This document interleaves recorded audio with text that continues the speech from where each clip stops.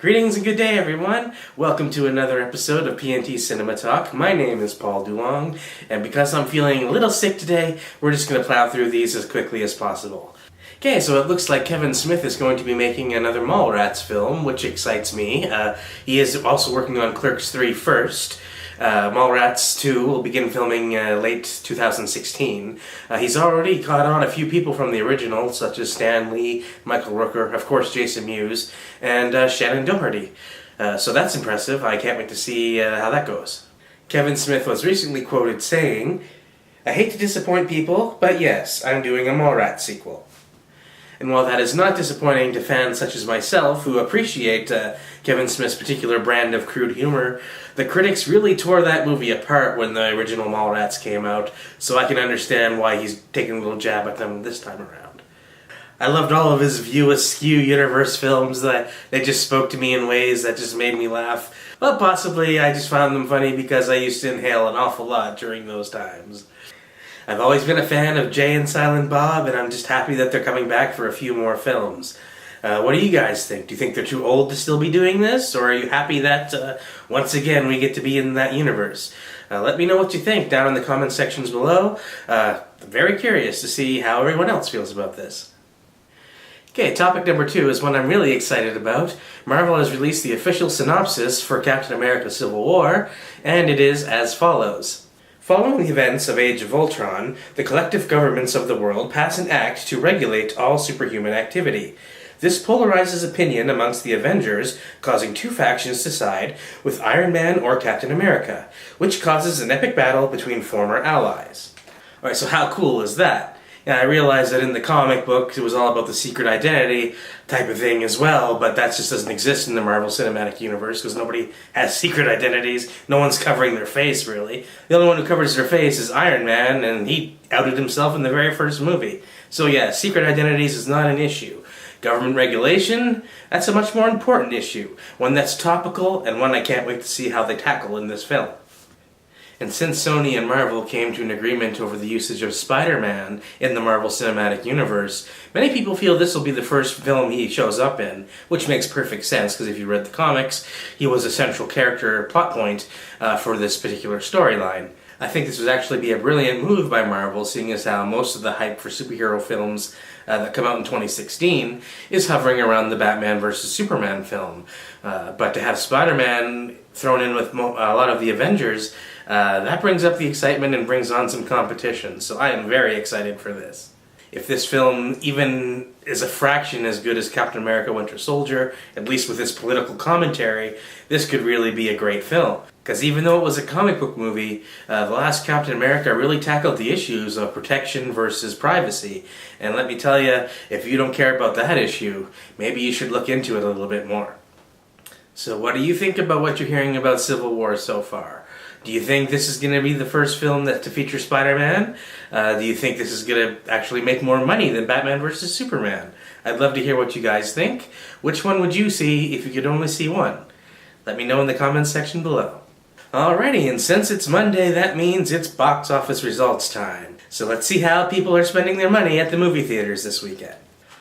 Alright, coming in at number 1, should be no surprise, is the movie Insurgent. That opened with $54.02 million, and a worldwide total of $101.02 million. This almost is the exact same amount of money that the original Divergent made at $54.6 million on its opening weekend. Okay, coming in at number 2 is Cinderella, making $34.49 million in its second week, bringing its worldwide total to $253.14 million. That's crazy money. Coming in at number 3 is Liam Neeson's Run All Night, which made $5.11 million in its second week of release, which brings its worldwide total up to $34.92 million, which still isn't even close to making back its budget.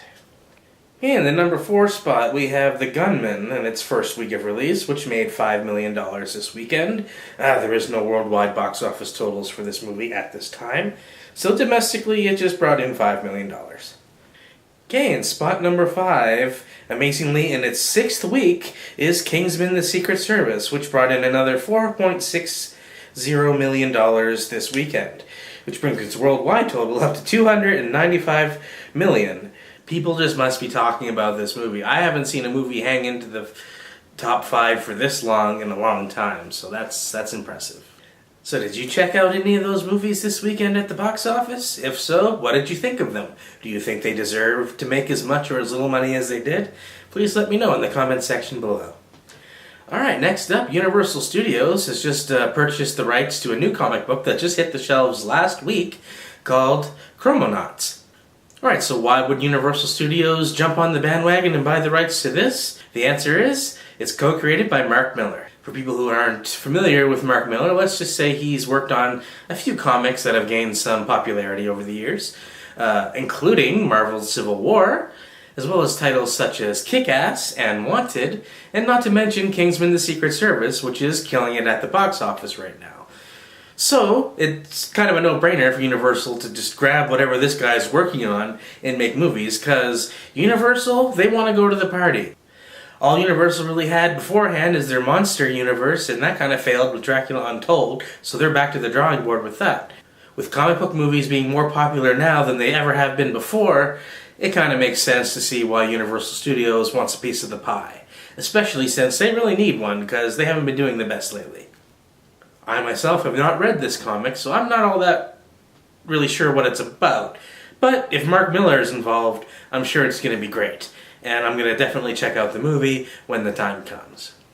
Yeah, but what about you? Are you excited about this news? Do you care? Not care? I'd love to hear what you think.